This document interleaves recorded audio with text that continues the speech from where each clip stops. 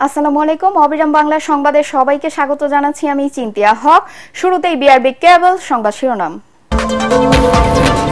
Zia charitable trust দুর্নীতি মামলায় BNP chairperson Begum Khaleda জিয়ার খালাসের বিরুদ্ধে আপিল শুনানি আজ।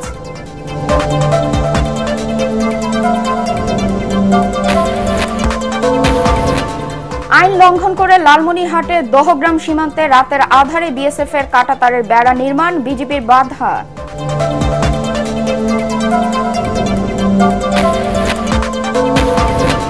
মাইকিং এর উচ্চ শব্দে অতিষ্ঠ ঝালকাঠি শহরের বাসিন্দারা, চরম সমস্যায় শিশু, রোগী ও শিক্ষার্থীরা। অভিযোগ পেলে ব্যবস্থা নেওয়া হবে বলছে পরিবেশ অধিদপ্তরের কর্মকর্তারা। এবং পৌরসভার ময়লার দুর্গন্ধে দুর্ভোগে জয়পুরহাটের মানুষ, ভাগাড়ে অপরিকল্পিতভাবে বর্জ্য ফেলায় দূষিত হচ্ছে পরিবেশ।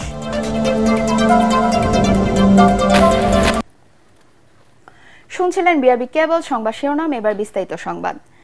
জিয়া চ্যারিটেবল ট্রাস্ট দুর্নীতি মামলায় বিএনপি চেয়ারপারসন বেগম খালেদা জিয়াকে 7 বছরের দণ্ড থেকে হাইকোর্টের দেয়া খালাসের রায়ের বিরুদ্ধে রাষ্ট্রপক্ষ ও দুদকের লিভ টু আপিলের শুনানি আজ। দুদকের আবেদনের প্রেক্ষিতে বিচারপতি আশফাকুল ইসলামের নেতৃত্বাধীন 3 বিচারপতির আপিল বেঞ্চ গতকাল এই আদেশ দেন।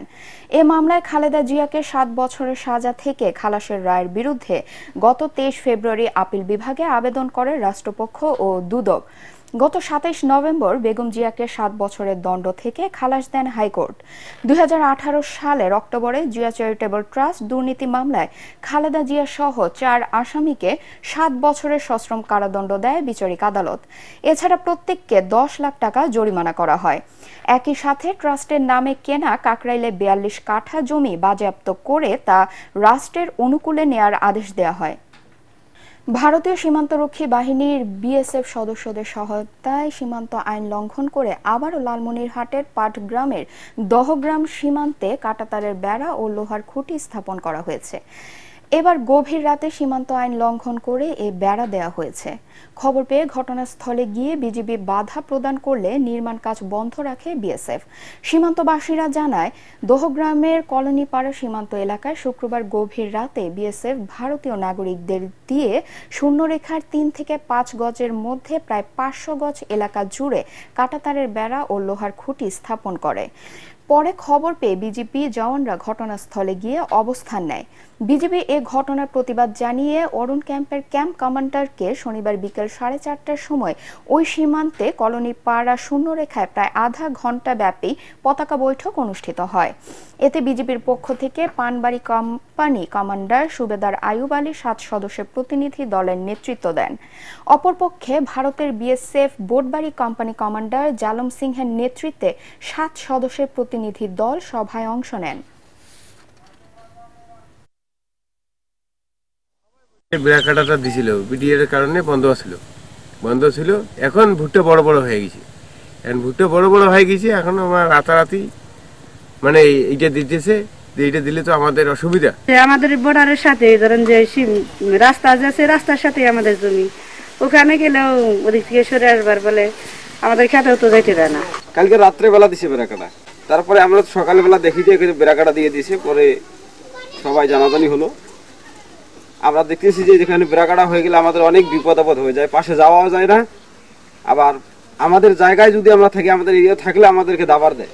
আতঙ্কের মধ্যে আছে, রাত্রে ঘুম পাড়তে পারি না। মনে করো যে একটা ফটকা ফুটাইতেছে, গুলি ফুটাইতেছে, ঘুম যাবে না, উঠিয়ে বসে থাকি। আমরা তো আতঙ্কের পরেই আছি। কোনো রাজনৈতিক বিরোধ নয়, ঐক্যমতের ভিত্তিতেই গণপরিষদ নির্বাচন চায় নবগঠিত জাতীয় নাগরিক পার্টি। তবে গণ অভ্যুত্থানের আকাঙ্ক্ষা পরিপন্থী যে কোনো বিষয়ে মানুষের কণ্ঠস্বর হয়ে কার্যকর ভূমিকা রাখবে নতুন এই দল। নাগরিক পার্টির সিনিয়র যুগ্ম আহ্বায়ক সামান্তা শারমিন ও যুগ্ম আহ্বায়ক সারোয়ার তুষার এটিএন বাংলাকে জানান, গুরুত্বের সাথেই দলের নিবন্ধন পেতে প্রস্তুতি নিচ্ছে তরুণদের দলটি। আদ্দিন সজীবের রিপোর্ট। দীর্ঘ 1.5 দশকের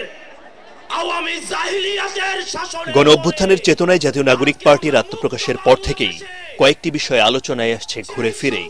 বলা হচ্ছে, গণপরিষদ নির্বাচন নতুন দলটির অন্যতম লক্ষ্য, কিন্তু এর জন্য প্রয়োজন ঐক্যমত্য। যেখানে দেশের বড় রাজনৈতিক দল বিএনপি দ্রুত জাতীয় নির্বাচনের তাগিদ দিচ্ছে সরকারকে, সেখানে গণপরিষদের বিষয়ে ঐক্যমত্য কি শেষ পর্যন্ত হবে?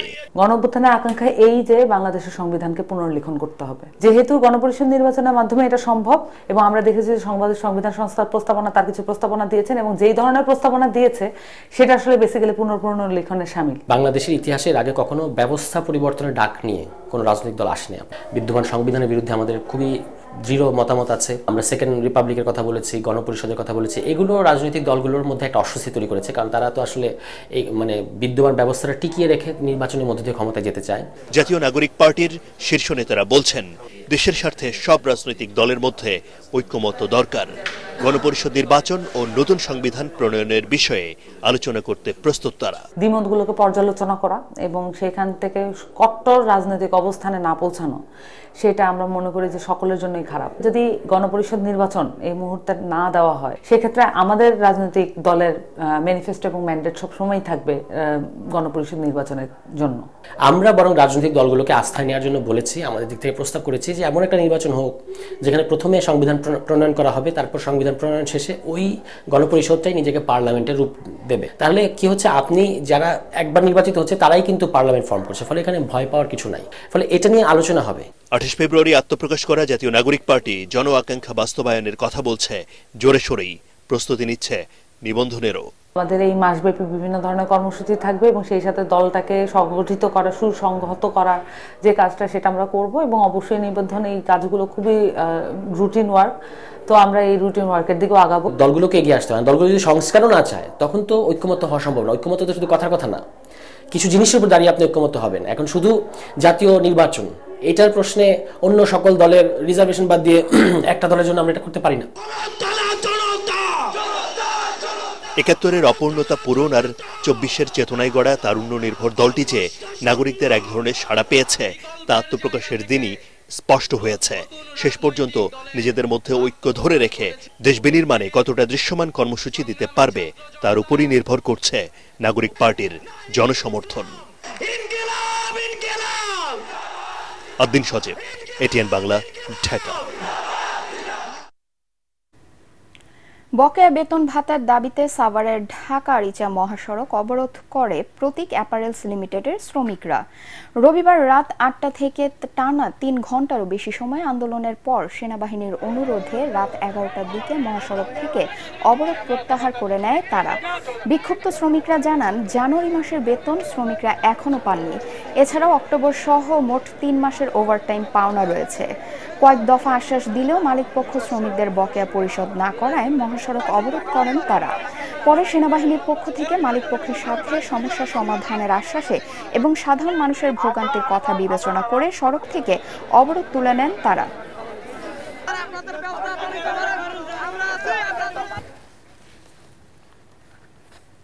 ঝালকাঠি শহরের বিভিন্ন সড়কে দিন-রাত মাইকিংয়ের উচ্চ শব্দে অতিষ্ঠ মানুষ। সকাল থেকে রাত পর্যন্ত বিভিন্ন মাইকের অতিরিক্ত শব্দে সৃষ্টি হচ্ছে শব্দ দূষণ। এতে শিশু, রোগী ও শিক্ষার্থীদের সমস্যা হচ্ছে বেশি। পরিবেশ অধিদপ্তরের কর্মকর্তারা বলছেন, শব্দ দূষণের ব্যাপারে কাজ করছেন তারা। ঝালকাঠি থেকে HM নাসির উদ্দিনের পাঠানো তথ্য ছবি নিয়ে আরো জানাচ্ছেন আশিকুর রহমান। ঝালকাঠি শহরের অলিগলি সহ 4টি উপজেলার বিভিন্ন ক্লিনিকে রোগীদের আকৃষ্ট করতে উচ্চ শব্দে মাইক বাজিয়ে বিজ্ঞাপন দেয়া এবং সবজি বিক্রি সহ নানা প্রচারণা চালানো হয়।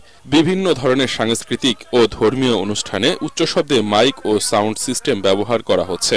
এছাড়া সড়কে যানবাহনগুলোর অতিমাত্রায় হাইড্রোলিক হর্ন ব্যবহার করা হচ্ছে অবাধে। স্থানীয়দের অভিযোগ, সকাল থেকে গভীর রাত পর্যন্ত চলে মাইকে উচ্চ শব্দে প্রচার ও নানা অনুষ্ঠান। একসাথে 4টা-5টা মাইক নামে টেম্পু আছে, যেগুলো স্যালো ইঞ্জিন লাগাইয়া যে এগুলো চলে, এগুলো যে বিকট আওয়াজ, এতে মানুষ থাকার জন্য খুবই দুর্বিষহ হয়ে গেছে। মাইকের শব্দে তো শরীরে তো কষ্ট হয়, শব্দে শব্দে। ডাক্তারের মাইক, তারপর ক্যানভাসারের মাইক, রাজনৈতিক মাইক, এই শব্দে আমরা অতিষ্ঠ হয়ে যাই। পোলাপান ঘুমাইতে পারে না, বিভিন্ন সমস্যা দেখা যায়, সর্দি কাশ জ্বরে। কিন্তু এগুলো বন্ধ হওয়া উচিত। পরিবেশ অধিদপ্তরের কর্মকর্তা বলছেন, শব্দ দূষণের ব্যাপারে কাজ করছেন তারা। গাড়ির হর্ন বন্ধ করার জন্য আমরা মোবাইল কোড পরিচালনা করছি, তবে আমরা এখন পর্যন্ত ভ্যানে যে শব্দটা হচ্ছে তার বিরুদ্ধে আমরা কোনো কার্যক্রম গ্রহণ করিনি। আমাদের কাছে এই ব্যাপারে যদি অভিযোগ আসে প্রতিনিয়ত যে এই শব্দগুলো তৈরি হচ্ছে, আমরা ব্যবস্থা নেব। চিকিৎসকরা জানালেন, শব্দ দূষণের কারণে রোগীদের কানে সমস্যা হয়। এছাড়া টিনটাস বলে একটি কানের রোগ রয়েছে, যেটি উচ্চ শব্দের জন্য এটি হয়ে থাকে। শব্দ দূষণ বেশি পরিমাণে বৃদ্ধি পেয়েছে। সেসব এলাকার কর্তৃপক্ষ যারা রয়েছেন তারা অত্যন্ত সচেষ্ট হবেন এই ধরনের সমস্যা থেকে সমাধানের উপায় খোঁজার জন্য। মাত্রাতিরিক্ত শব্দের কারণে মানুষের শ্রবণ ও স্মরণ শক্তি কমে যায় বলেও জানান তিনি। Bureau report, ATN Bangla. Joypurhat পৌরসভার ময়লার দুর্গন্ধে চরম দুর্ভোগে স্থানীয়রা। ময়লার ভাগাড়ে অপরিকল্পিতভাবে বর্জ্য ফেলানোয় দূষিত হচ্ছে পরিবেশ। এতে স্বাস্থ্য ঝুঁকিতে পড়েছে শিশু ও বয়স্করা। ভাগাড়টি শুরুতে স্যানিটারি ল্যান্ডফিলিং হিসেবে নির্মাণ করা হলেও তা কার্যকর নয়। জয়পুরহাট প্রতিনিধি রফিকুল ইসলাম রফিকের রিপোর্ট, জানাচ্ছেন তামান্না জেনিফার। জয়পুরহাটের খঞ্জনপুর পাহাড়পুর সড়কের পাশে প্রায় 1.5 যুগ আগে ইজিপি 1 প্রকল্পের আওতায় স্যানিটারি ল্যান্ডফিলিং হিসেবে নির্মাণ কাজ শুরু হয়। প্রায় 3 একর জমি নিয়ে সেই কার্যক্রম আলোর মুখ দেখেনি আজও। পরিণত হয়েছে বিস্তীর্ণ ময়লার ভাগাড়ে। স্থানীয়দের অভিযোগ, শুরুতেই এখানে জৈব সার তৈরির নানা স্থাপনা ও যন্ত্রপাতি বসানো হয়েছিল। অযত্ন অবহেলায় আধা ভাঙা স্থাপনাগুলো থাকলেও উঠা হয়েছে নানা যন্ত্রপাতি, তাই চালুই হয়নি এই প্রতিষ্ঠান। কলকারখানা বসার জন্য অনেকগুলো ঘর করেছিল, পাথর ছিল, পাইপ ছিল, সব এলা বেঁচে কেনে খাওয়া যাচ্ছে। সারা আগিনাতে মানে যেখানে সেখানে মাছি মশা আর মানে পায়খানা টায়খানা করে মেশা করে, বাইরে কোনো একটা খাবার টাবার খাওয়া যায় না, আসা যায় না, দুর্গন্ধ, বাড়ির ডিম নেজে ফেলে দেয়, মুরগির বাচ্চা নেজে ফেলে দেয়। পৌরসভা আমরা দরখাস্ত দিই, এলাকাবাসীর লোকজন সবাই নিয়ে যায়, তারা বলে যে ঠিক আছে আর করবে না। পরিবেশ ছাড়পত্র ছাড়াই অপরিকল্পিতভাবে এখানে বর্জ্য ফেলায় দুর্গন্ধ ও দুর্ভোগে অতিষ্ঠ জনজীবন। এই যে আমরা অত্যাচারিত হচ্ছি, এটা আমরা অনেক দিন থেকে এটা ফেস করতেছি। বারবার বলার পরেও এটার কোনো বিধি ব্যবস্থা হয় না। এটা আসলে কোনো সমস্যায় মনে করতেছে না কোনো কর্তৃপক্ষ। 2019 সালে প্রায় 7 কোটি টাকা খরচে কাদিপুর এলাকায় নির্মাণ করা হয় আরও একটি আধুনিক পয়ঃবর্জ্য পরিশোধনাগার। সেখানেও বর্জ্য স্থানান্তর করা হয়নি। শহরের স্বাস্থ্যকর পরিবেশ নিশ্চিতে সঠিক বর্জ্য ব্যবস্থাপনা প্রয়োজন বলে জানান স্বাস্থ্য বিভাগের এই কর্মকর্তা। বর্জ্য ব্যবস্থাপনা কার্যক্রমটি সরিয়ে নেওয়ার জন্য আমাদের চিন্তা করেছি, আমাদের পরিষদ সিদ্ধান্ত করেছে আমাদের নতুন স্যানিটারি ল্যান্ডফিলিং এ আমাদের বর্জ্য ডাম্পিং এর কার্যক্রম শুরু করতে পারবো। এলাকাবাসীর দাবি, পরিবেশ, স্বাস্থ্য ঝুঁকি ও স্থানীয়দের দুর্ভোগ থেকে রক্ষা করতে এই বিষয়ে দ্রুত পদক্ষেপ নেবেন কর্তৃপক্ষ। Bureau report, ATN Bangla. রোজায় চড়া নিত্যপণ্যের বাজার। ইফতারের অন্যতম উপকরণ লেবু, শসা, বেগুন, মরিচ ও টমেটো সহ অধিকাংশ সবজির দাম দ্বিগুণ। বেড়েছে সয়াবিন তেলের সংকট। এ অবস্থায় বাজার পরিদর্শনে গিয়ে হতাশা প্রকাশ করেন ভোক্তা অধিকার সংরক্ষণ অধিদপ্তরের মহাপরিচালক। তিনি জানান, কারসাজির সাথে জড়িতদের বিরুদ্ধে তদন্ত করে 2 সপ্তাহের মধ্যে ব্যবস্থা নেওয়া হবে। ইমদাদুল্লাহ বাবুর রিপোর্ট। বছর ঘুরে আবারও এলো পবিত্র মাহে রমজান। রোজার প্রথম দিনই প্রতিবারের মতো এবারও অস্থির নিত্যপণ্যের বাজার। ইফতারে ভাজা পোড়া তৈরির প্রধান উপকরণ সয়াবিন তেলের বাজারে রয়েছে ব্যাপক ঘাটতি। 2-1টি দোকানে মিলছে 5 লিটার বোতলজাত তেল, নেই 2 ও 1 লিটারের বোতল। এতে বিপাকে মধ্যমায়ের মানুষ। রমজান আসলে আমাদের একটা মানুষের নিয়ম হয়ে সবকিছু দাম বাড়িয়ে দেয় ইচ্ছাকৃতভাবে। এগুলো সিন্ডিকেট জিনিস সরাই রাখে, যখন সাংবাদিক চলে যায় তখন সব আবার সামনে আনে, যখন আমরা কিনতে যাই তখন ওনারা দাম চাই প্রচুর পরিমাণ। মেল মাল কম দিতেছে, আমি মেলের তো বলতেছি আমার মাল দিতে, না দিলে আমি কি করবো। ছোলা, চাল ও ডাল এসব পণ্যের বাজারে কিছুটা স্বস্তি থাকলেও লেবু, শসা, বেগুন, মরিচ এবং টমেটো সহ কাঁচা সবজির দাম এখন একদিনের ব্যবধানে বেড়েছে দ্বিগুণ।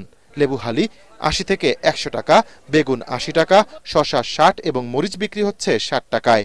ক্রেতাদের অভিযোগ, বিপ্লবোত্তর বাংলাদেশে এখনো ভাঙা সম্ভব হয়নি ব্যবসায়ীদের অসাধু সিন্ডিকেট। সবারই হাত আছে এখানে, খালি ব্যবসায়ীদের না।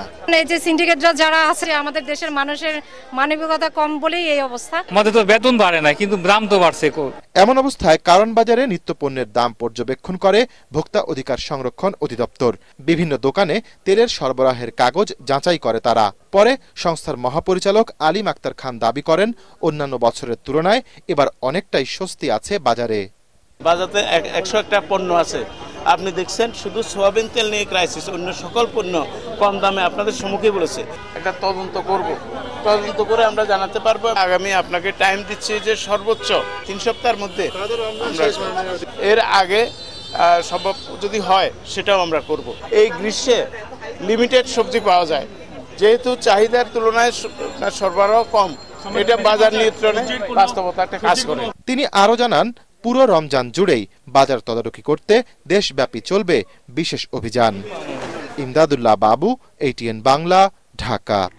নড়াইলের মুন্সিবাড়ি মসজিদ, লোক মুখে শোনা যায় প্রায় 450 বছর আগে এক রাতে এই মসজিদটি নির্মাণ করেন মুন্সি হজরতুল্লাহ নামের এক ব্যক্তি। পরে তার এই মসজিদকে কেন্দ্র করেই বাড়তে থাকে মুসলমানদের বসতি। নানা গল্প কল্পকথা থাকলেও রক্ষণাবেক্ষণ ও সংস্কারের অভাবে দীর্ঘদিন ধরেই জীর্ণ অবস্থায় এই প্রত্নতাত্ত্বিক নিদর্শন। নড়াইল থেকে জহির ঠাকুরের রিপোর্ট জানাচ্ছেন জাহিদুল আলম। নড়াইল সদর উপজেলার মুন্সিবাড়ির এই মসজিদটি জেলার প্রাচীনতম মসজিদ। ইট আর চুনসুরকির গাঁথুনিতে ছোট ছোট 4টি মিনার, মাঝে একটি বড় গম্বুজ। সাদাসিধে দেখতে এই মসজিদটি স্থানীয়ভাবে জিনের মসজিদ হিসেবেও পরিচিত। লোকমুখে এখনো ঘুরে বেড়ায় এই মসজিদ নিয়ে নানা গল্প। মসজিদটির প্রতিষ্ঠাতা মুন্সি হায়বতুল্লাহর বংশধররা গ্রামে এখনো বসবাস করলেও জানেন না এর সঠিক ইতিহাস। বলেন, বংশ পরম্পরায় তারা জেনে এসেছেন মুঘল শাসন আমলে নির্মিত হয়েছে এই মসজিদ। 450 বছরের পুরনো এই মসজিদে এখনো জুম্মার নামাজ আদায় করেন শত শত মুসল্লি। পবিত্র রমজান মাসে এই সংখ্যা বাড়ে আরো কয়েক গুণ। এত বেশি পরিমাণ মুসল্লির সমাগম সত্ত্বেও সংকট রয়েছে অজুখানা ও ওয়াশরুমের। মুন্সি হায়বতুল্লাহ সাহেব এই গ্রামেরই মানুষ ছিলেন, এখানকার একজন জমিদার ছিলেন এবং ওনার নিজের অর্থায়নে এই মসজিদ নির্মাণ করেছেন। মুরব্বীদের পরম্পরায় আমরা যেটা জানতে পেরেছি, প্রায় 450 থেকে 500 বছর পুরনো মসজিদ।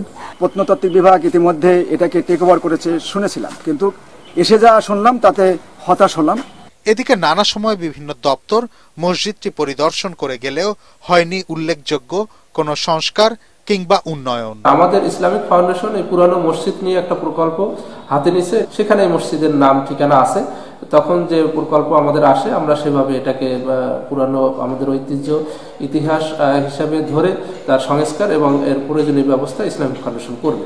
প্রত্নতত্ত্ব নিদর্শন ও ঐতিহ্যবাহী এই মসজিদটিতে অজুখানা এবং ওয়াশরুম তৈরি সহ দ্রুত প্রয়োজনীয় সংস্কার করবে সংশ্লিষ্টরা, এমনটাই প্রত্যাশা নড়াইলবাসীর। Bureau report, ATN Bangla. Partex খেলার খবর।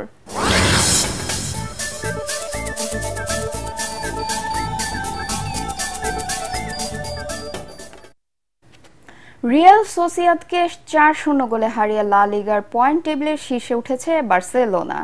অলিম্পিক লুইস কোম্পানি স্টেডিয়ামে 17 মিনিটে ইলাস্টন্ডর লাল কার্ড দেখলে 10 জনের দলে পরিণত হয় সোসিয়েদাদ। এরপর আর প্রতিরোধ গড়তে পারেনি তারা। 25 মিনিটে জেরার্ড মার্টিনার গোলে এগিয়ে যায় কাতালানরা। 4 মিনিটের মধ্যে ব্যবধান দ্বিগুণ করেন মার্ক কাসাডো। রোনাল্ড আরোহো 56 মিনিটে দলের হয়ে তৃতীয় গোল করেন। এরপর রবার্ট লেভানডোভস্কি প্রতিপক্ষের জালে বল পাঠিয়ে দলকে বড় জয় এনে দেন। দ্বিতীয় স্থানে থাকা অ্যাটলেটিকো মাদ্রিদের চেয়ে 1 পয়েন্ট এগিয়ে থেকে শীর্ষস্থানে উঠেছে হান্সি ফ্লিকের দল। শেষ করার আগে বিআরবি কেবল সংবাদ শিরোনাম আরেকবার। জিয়া চ্যারিটেবল ট্রাস্ট মামলায় খালাস পেলেন বিএনপি চেয়ারপারসন বেগম খালেদা জিয়া। হাইকোর্টের রায় আপিল বিভাগে বহাল।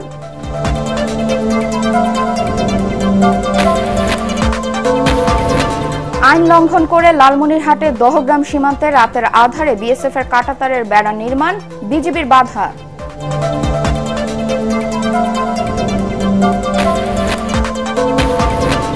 মাইকিং এর উচ্চ শব্দে অতিষ্ঠ ঝালকাঠি শহরের বাসিন্দারা। চরম সমস্যায় শিশু, রোগী ও শিক্ষার্থীরা। অভিযোগ পেলে ব্যবস্থা নেওয়া হবে বলছে পরিবেশ অধিদপ্তরের কর্মকর্তারা। এবং পৌরসভার ময়লা দুর্গন্ধে দুর্ভোগে জয়পুরহাটের মানুষ। ভাগাড়ে অপরিকল্পিতভাবে বর্জ্য ফেলায় দূষিত হচ্ছে পরিবেশ। পরবর্তী সংবাদ দেখার আমন্ত্রণ জানিয়ে এখনকার মতো শেষ করছি। এটিএন বাংলা সংবাদ ইউটিউবে দেখতে ব্রাউজ করুন youtube.com/ATN Bangla News। ধন্যবাদ সবাইকে।